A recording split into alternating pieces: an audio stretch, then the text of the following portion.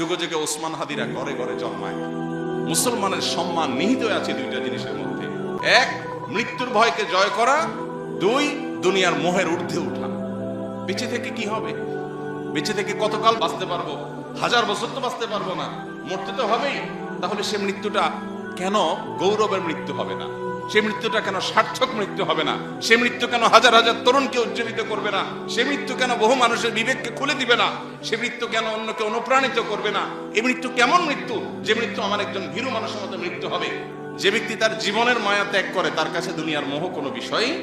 যে ব্যক্তি তার জীবনের মায়া ত্যাগ করতে পারে তার কাছে পার্থিব ছোটখাটো স্বার্থ এগুলো কোনো বিষয় হতে পারে না।